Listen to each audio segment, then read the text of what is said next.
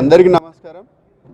ఈరోజు కడప జిల్లా పార్లమెంట్ విస్తృత స్థాయి సమావేశం త్రిసభ్య కమిటీ రావడం జరిగింది।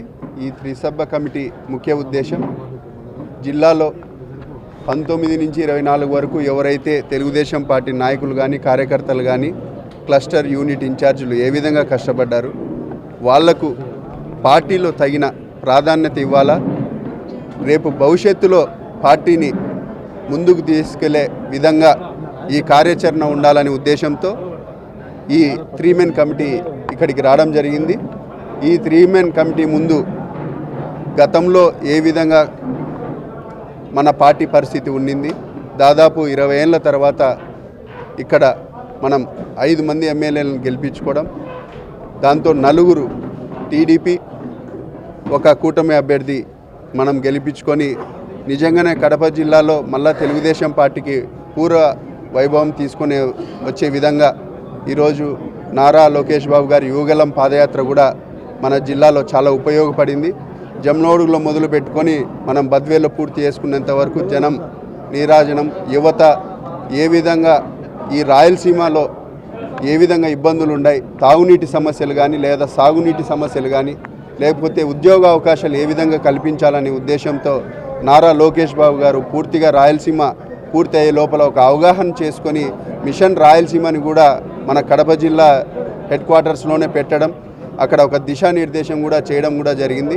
కాబట్టి ప్రతి విషయంలో ప్రతిపక్షంలో ఉన్నప్పుడు మనం తెలుగుదేశం పార్టీని అధికారంలోకి తెచ్చుకునే విధంగా మన నాయకుడిని ముఖ్యమంత్రి చేసుకునే విధంగా మనం ముందుకు పోయినాం।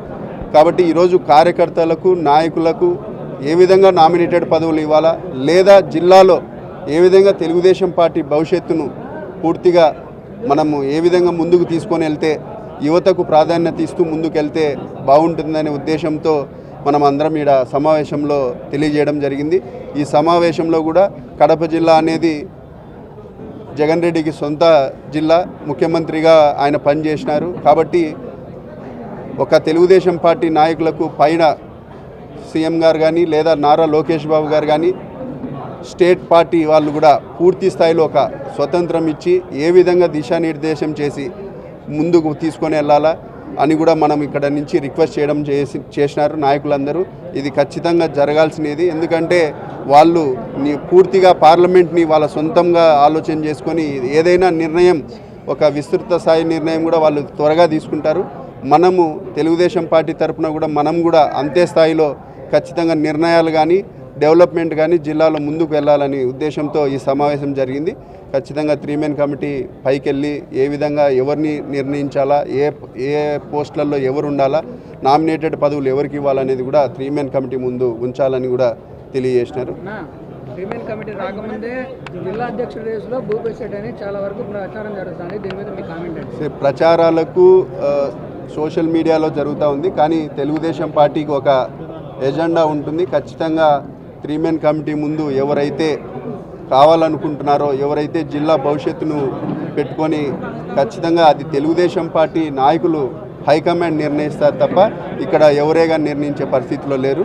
ఖచ్చితంగా భవిష్యత్తు దృష్టిలో పెట్టుకొని తెలుగుదేశం పార్టీని ఈ అవకాశాలు ఇచ్చే పరిస్థితి ఉంది।